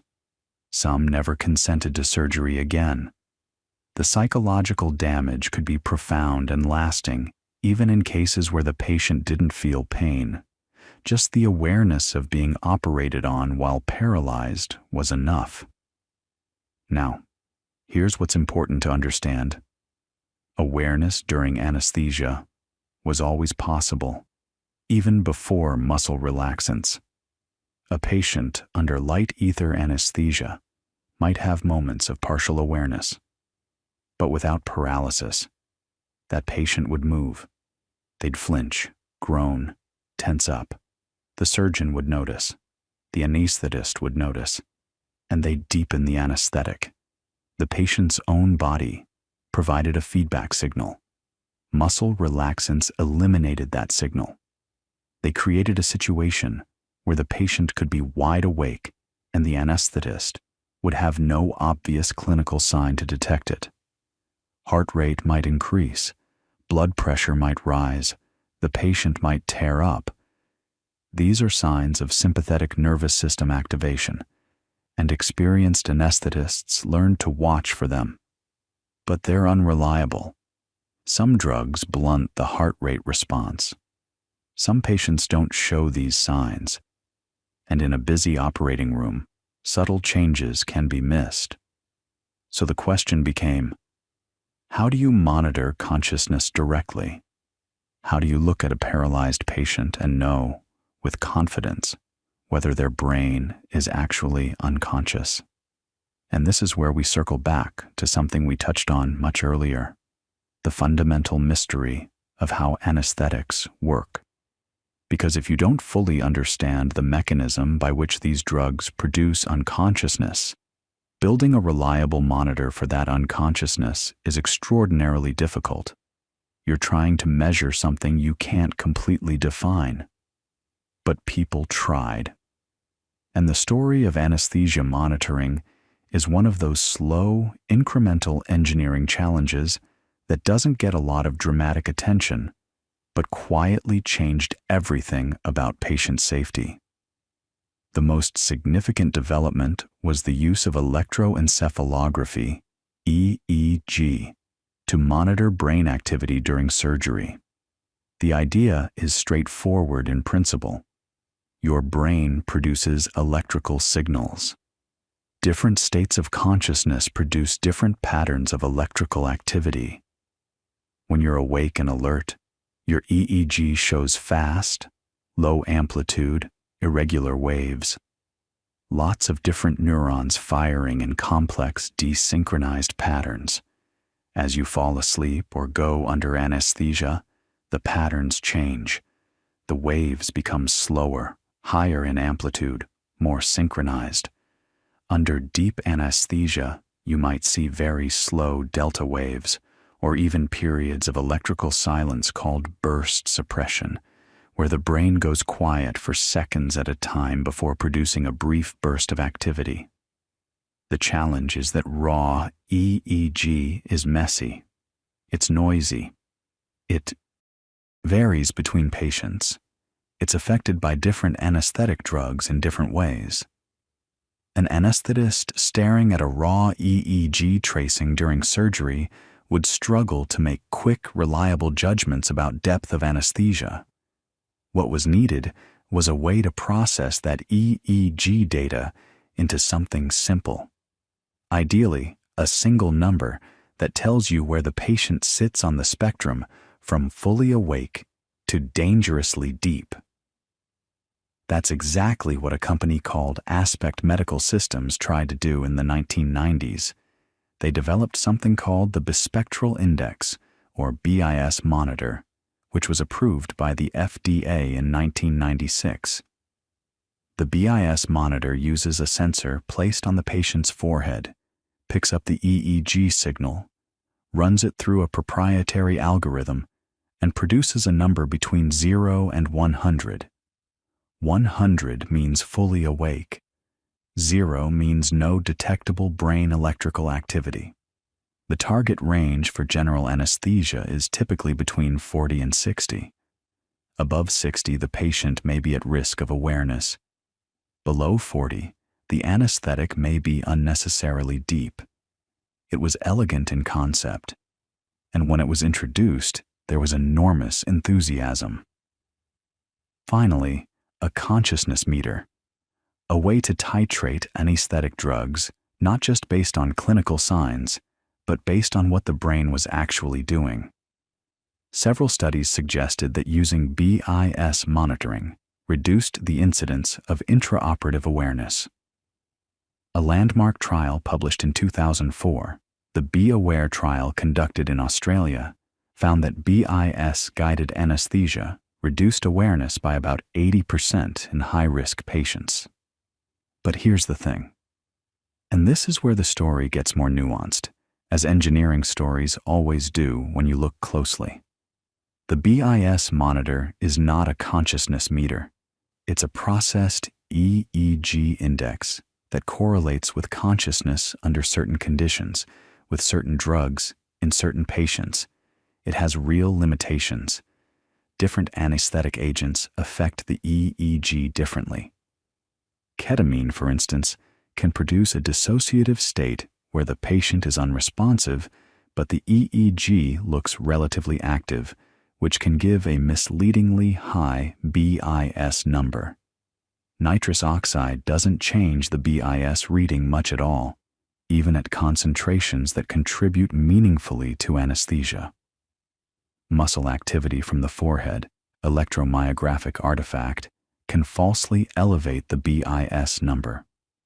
And in some patients, particularly the elderly or those with neurological conditions, the EEG patterns may not follow the expected trends. A large follow-up trial, the Be Unaware trial published in 2008 by Michael Avidan and colleagues at Washington University in St. Louis, compared BIS-guided anesthesia against a simpler approach, just monitoring the end tidal concentration of the inhaled anesthetic agent and keeping it above a certain threshold. They found no significant difference in awareness rates between the two groups. This sparked a genuine controversy in the field. Was BIS monitoring actually better than just paying attention to your anesthetic gas concentrations? Subsequent studies, including the larger bag recall trial in 2011 by the same group, confirmed the finding. BIS monitoring didn't outperform simple end-tidal agent monitoring for preventing awareness in unselected surgical populations. So where does that leave us? It leaves us in a place that's very honest about the state of the science. BIS monitoring is a useful tool. It's widely used. It provides information that can help guide anesthetic dosing, particularly in certain high-risk situations, patients receiving total intravenous anesthesia where there's no inhaled agent concentration to measure, patients at high risk for awareness, cases where the anesthetist wants to avoid both too light and too deep anesthesia. But it's not infallible. It's not a direct window into consciousness. It's a proxy measure, and like all proxy measures, it has gaps. And this connects to a deeper truth about anesthesia that we keep circling back to. We still don't have a complete, unified theory of how anesthetic drugs produce unconsciousness. We know about GABA receptors, about sodium channels, about NMDA receptors. We know that different drugs act at different molecular targets, but the question of how activity at those molecular targets translates into the subjective experience of being unconscious. That's a question about the nature of consciousness itself. And consciousness, as of right now, remains one of the hardest unsolved problems in science. There's a concept in anesthesia research called the neural correlates of anesthetic-induced unconsciousness, and it's an active area of investigation. Some researchers focus on the thalamus, that relay station deep in the brain that gates sensory information flowing to the cortex.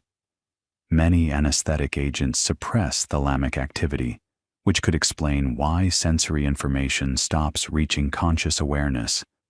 Others focus on cortical connectivity, the idea that consciousness requires different brain regions to communicate with each other in complex integrated patterns, and that anesthetics disrupt this communication. Studies using advanced EEG analysis and functional brain imaging have shown that during anesthesia, the brain's ability to integrate information across distant regions breaks down. The lights are on in individual brain areas, but they stop talking to each other. This idea connects beautifully to a broader theory of consciousness called integrated information theory, proposed by neuroscientist Giulio Tononi, which suggests that consciousness arises from a system's ability to integrate information. Under this framework, anesthetics don't just turn the brain off, they fragment it. They disconnect the networks that normally bind your experience into a unified whole. You still have neurons firing, you still have brain activity, but the integration that produces the experience of being you, of being aware, of being present, that falls apart. It's a fascinating idea, and it's one that some anesthesia researchers are actively exploring as a potential foundation for better monitoring. If you could measure the brain's information integration in real time, you might have a much more reliable indicator of consciousness than the current BIS approach. There are newer monitors being developed along these lines, devices that look not just at the frequency content of the EEG, but at the complexity and connectivity of brain signals. The Perturbational Complexity Index, for example, developed by Marcello Massimini and colleagues, uses transcranial magnetic stimulation to ping the brain and then measures how complex the resulting EEG response is. In conscious brains, the response is rich and differentiated. In unconscious brains, it's simple and stereotyped. It's shown remarkable accuracy in distinguishing conscious from unconscious states, even in patients with brain injuries. But it's still a research tool, not yet practical for routine operating room use, so the monitoring problem is being worked on. And in the meantime, the incidence of intraoperative awareness has dropped significantly, not just because of monitors, but because of better training, better drugs, better protocols, and a much greater awareness, no pun intended, of the problem itself. Current estimates suggest awareness occurs in roughly 1 to 2 cases per 1,000 general anesthetics, and many of those are brief, without pain, and without lasting psychological impact. But even at that rate, given the tens of millions of general anesthetics administered worldwide each year, it still affects thousands of people annually. It remains a real concern, and it remains a humbling reminder that we are managing a state we don't fully understand. And that humility has shaped modern anesthesia in ways that go beyond monitoring. It's shaped how anesthetists think about their entire approach to keeping patients safe. Because awareness is just one piece of a much larger patient safety puzzle, and the story of how anesthesia became one of the safest medical specialties in the world, going from a mortality rate of roughly 1 in 1,500 in the 1950s to something closer to 1 in 200,000 today. That story is really a story about systems thinking, about checklists and standards and equipment design and human factors engineering. And it starts, in many ways, with a single question that an anesthetist named Ellison Pierce asked himself after a terrible day in 1982. Pierce was the president of the American Society of Anesthesiologists at the time, and the case that shook him involved a young woman who died during a routine procedure. The details were heartbreaking in their ordinariness. Nothing exotic, nothing experimental. Just a series of small miscommunications, a moment of inattention, an equipment issue that should have been caught, and a patient who never woke up. And Pierce, rather than treating it as an isolated tragedy, bad luck, human error, move on, did something that would change the specialty forever. He asked, how many of these are happening, and what systems would prevent them? That question led to the creation of the Anesthesia Patient Safety Foundation in 1985, the first organization in all of medicine dedicated entirely to patient safety, not to advancing surgical technique, not to developing new drugs, but specifically to making sure fewer patients were harmed by the process of care itself. And here's what's remarkable about it. The foundation wasn't just funded by anesthetists. It brought together equipment manufacturers, pharmaceutical companies, insurers, regulators, nurses, surgeons, everyone who touched the anesthesia process. Pierce understood something that seems obvious now, but was genuinely radical in the 1980s. Safety isn't one person's job. It's a property of the whole system. Now, to understand why that mattered so much, you have to appreciate what anesthesia looked like in the decades before Pierce's foundation. Think back to the 1950s and 60s. Anesthesia mortality was somewhere around 1 in 1,500 cases, maybe worse in some settings. And a lot of those deaths came down to things that, in hindsight, seem almost unbelievable. Breathing circuits that could be misconnected so that a patient received no oxygen. Vaporizers with no standardized concentration dials, so an anesthetist might deliver a lethal dose of halothane simply because the knob on one machine worked differently from the knob on another. Oxygen and nitrous oxide hoses that could be accidentally swapped because the connectors were the same size. Monitoring that consisted of a blood pressure cuff, a finger on the pulse, and a stethoscope taped to the patient's chest. That was it. No pulse oximetry, no capnography, no continuous ECG in many cases. You were flying by feel, and the culture around errors was, to put it gently, not constructive. When something went wrong, The instinct was to find the person who made the mistake and blame them. Maybe they'd face a malpractice suit. Maybe they'd quietly leave the hospital. Maybe the incident would just be buried. But there was no systematic effort to ask, why did the system allow this mistake to happen? What about the equipment design, the workflow, the training, the staffing, the communication protocols made this error possible? Even likely?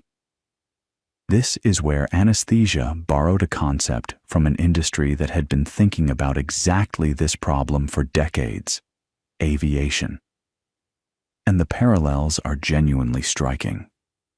Both involve highly trained operators managing complex equipment in time-critical situations where small errors can be fatal. Both involve long stretches of routine punctuated by moments of crisis. Both require coordination between multiple team members, and both, by the mid-20th century, had accumulated enough catastrophic accidents to make it clear that individual skill alone wasn't enough. You needed systems. The aviation safety revolution is a whole story in itself, but the key insight that anesthesia imported was this: most accidents aren't caused by a single catastrophic failure. They're caused by a chain of small failures, each one survivable on its own, that line up in exactly the wrong way. James Reason, a British psychologist, formalized this idea in what he called the Swiss cheese model. Imagine several slices of Swiss cheese stacked together. Each slice represents a layer of defense: training, equipment design, monitoring, protocols, checklists. Each slice has holes in it because no defense is perfect. An accident happens when the holes in every slice line up, allowing a hazard to pass through all the defenses simultaneously. The goal of safety engineering isn't to eliminate the holes, that's impossible, but to make sure they never line up. You add more slices. You move the holes around. You make the slices thicker where it matters most.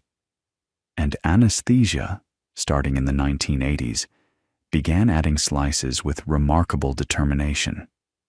Let me walk you through some of the most important ones, because they're genuinely clever and most people have no idea they exist. Start with equipment standards. In 1983, the American Society for Testing and Materials published a standard for anesthesia machines that included something called the pin index safety system and the diameter index safety system. These are beautifully simple ideas. Gas cylinders that attach to anesthesia machines now have pins arranged in specific patterns unique to each gas. An oxygen cylinder has pins in one configuration. A nitrous oxide cylinder has pins in a different configuration, and they physically cannot be connected to the wrong yoke.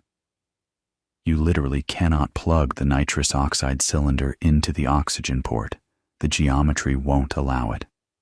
Similarly, the hoses that carry gases within the machine have connectors of different diameters for different gases, so they can't be accidentally swapped.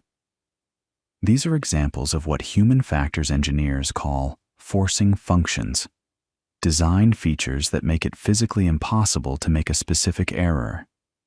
Not unlikely, not difficult, impossible. And that's a fundamentally different approach from just telling people to be more careful. Then came monitoring standards, and this is where a man named Jeffrey Cooper deserves enormous credit. Cooper was a biomedical engineer at Massachusetts General Hospital who, in the 1970s, had done something no one had really done before. He systematically studied critical incidents in anesthesia the way aviation investigators studied near misses and crashes.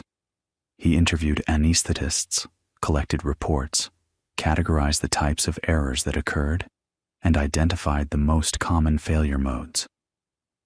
His work revealed that breathing circuit disconnections, where the tubing connecting the patient to the ventilator came apart without anyone noticing, were one of the leading preventable causes of anesthesia-related cardiac arrest. The patient simply stopped receiving oxygen, and in the absence of monitoring that could detect this, minutes could pass before anyone realized something was wrong. Cooper's research was instrumental in pushing for two monitoring technologies that are now considered absolutely non-negotiable in any operating room anywhere in the developed world: pulse oximetry and capnography. We've mentioned pulse oximetry before. It measures oxygen saturation in the blood using light wavelengths, and it gives you a continuous real-time number that tells you whether your patient is getting enough oxygen. Capnography measures the carbon dioxide in exhaled breath, and it does something even more immediate. It tells you, breath by breath, whether the patient is actually ventilating. If the endotracheal tube becomes disconnected, or if it's been accidentally placed in the esophagus instead of the trachea, the capnography waveform disappears instantly. Not in 2 minutes, not in 5 minutes. Instantly. You know within a single breath cycle that something is wrong. In 1986, the American Society of Anesthesiologists adopted what they called the Standards for Basic Anesthetic Monitoring, which mandated pulse oximetry and capnography for every general anesthetic. This was the first time any medical specialty had established mandatory monitoring standards, and the impact was dramatic. Studies in the years that followed showed significant reductions in anesthesia-related cardiac arrests and deaths attributable to unrecognized hypoxia and esophageal intubation. These were problems that had been killing patients for decades, and they were largely solved not by better drugs or better surgical technique, but by putting a small sensor on the patient's finger and a detector in the breathing circuit. Here's what I love about this part of the story. It's not glamorous. Nobody wins a Nobel Prize for mandating a monitoring standard. There's no eureka moment, no single brilliant inventor. It's the slow, grinding, institutional work of committees and standards bodies and professional organizations deciding that certain safeguards are not optional. And yet this unglamorous work has saved more lives than almost any drug or surgical innovation you can name. But standards and equipment are only part of the story. The other part, and in some ways the more interesting part, is about how anesthetists themselves work, how they think, how they communicate, how they handle crises. And this is where the concept of crisis resource management comes in, borrowed directly from aviation's crew resource management training. The idea behind crew resource management in aviation was that cockpit accidents often happened not because the pilot lacked technical skill, but because of failures in teamwork, communication, leadership, and situational awareness. The captain might ignore input from the first officer. The crew might fixate on one problem and miss a more critical one developing. Nobody might speak up when they notice something wrong because of hierarchical culture. Sound familiar? These exact same dynamics play out in operating rooms.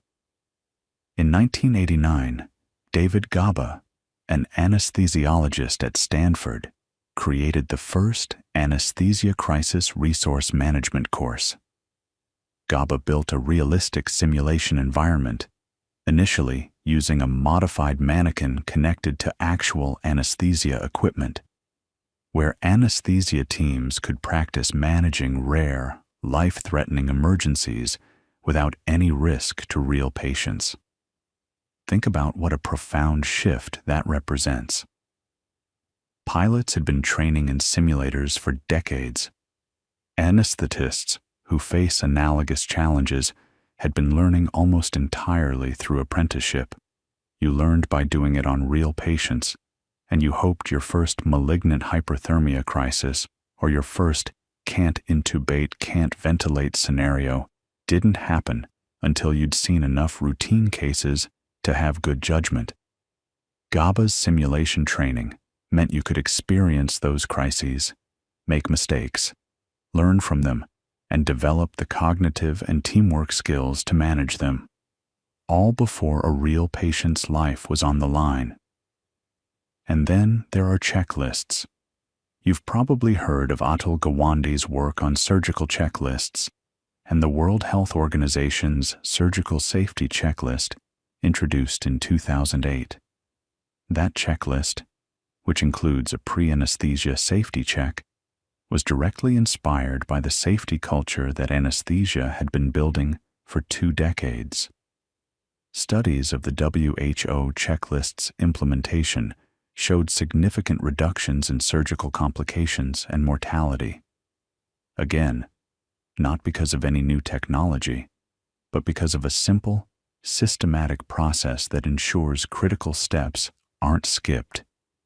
Confirming the patient's identity, confirming the surgical site, checking that all equipment is functioning, verifying drug allergies, making sure blood products are available if needed.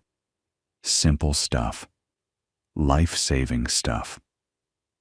So when you put all of this together, the equipment standards, the forcing functions, the mandatory monitoring, the simulation training, the checklists, the safety reporting systems, the cultural shift from blame to learning, you get the most remarkable safety transformation in the history of medicine. From roughly 1 death per 1,500 anesthetics in the 1950s to approximately 1 death per 200,000 anesthetics today. That's more than 100-fold improvement. And it happened not because we finally understood the mechanism of anesthesia. We still don't, not fully, but because we got extraordinarily good at managing the things we could control. And I think there's something deeply comforting in that, something worth sitting with as you settle into the quiet of this evening. Because the story of anesthesia is, at its heart, a story about humility and care. It's about people who said, "We don't fully understand how this works, but we're going to make it as safe as humanly possible anyway. We're going to watch over you with every tool we have. We're going to monitor your oxygen, your carbon dioxide, your heart rhythm, your blood pressure, your temperature, your brain waves. We're going to check our equipment before we start. We're going to rehearse for emergencies we hope will never happen. We're going to build machines that won't let us make certain mistakes. And when something does go wrong, we're going to study it honestly, without blame, so we can prevent it from happening to the next person." Think about that the next time you're drifting off. Not under anesthesia, just here, now, in your own bed. Think about the fact that every day, tens of millions of people around the world undergo surgery, and the vast majority of them are carried safely through the experience by a system that has been refined, failure by failure, insight by insight, over nearly 2 centuries. From Crawford Long's quiet experiment in a Georgia farmhouse in 1842 to Morton's public demonstration at the Ether Dome in 1846, to John Snow carefully studying chloroform dosing in his London laboratory, to August Beer injecting cocaine into his own spine, to that terrible day at Pearl Harbor that taught us about thiopental dosing, to the quiet revolution of propofol in its milky white emulsion, to Griffith gently injecting curare while his colleague Harold watched the patient's muscles relax for the first time, to the engineers who designed pin index systems and pulse oximeters and BIS monitors, to Ellison Pierce asking his simple, world-changing question, how do we make this safer? All of that history, all of those lives and stories and hard-won lessons, they converge every single time an anesthetist says to a patient, "I want you to start counting backward from 10. And the patient counts 9, 8, 7, And then there's somewhere else, somewhere without pain, without awareness, held in a state that we've learned to create and maintain and reverse with extraordinary precision. Even though the deepest question, what exactly are we doing to consciousness when we do this, remains beautifully, mysteriously open. That's anesthesia, a practice built on incomplete understanding and extraordinary care. A reminder that you don't have to have all the answers to do something well. Sometimes you just have to pay attention, stay humble, keep learning, and watch over the person in front of you with everything you've got. So let that thought settle over you like a warm blanket. Let the stories and the names and the details drift where they will. Crawford Long, William Morton, John Snow, August Beer, Griffith and Johnson, Ellison Pierce, David Gaba. Real people doing real work, building something remarkable, one careful step at a time. And tonight, as you slip into your own natural unconsciousness, the kind that doesn't require any drugs at all, you can rest knowing that if you ever do need someone to guide you through that deeper sleep, the system waiting for you is one of the most carefully engineered safety achievements in human history, built by people who cared, refined by people who learned from every mistake, and still being improved, right now, tonight, by people who will never stop asking how to make it better. Sleep well.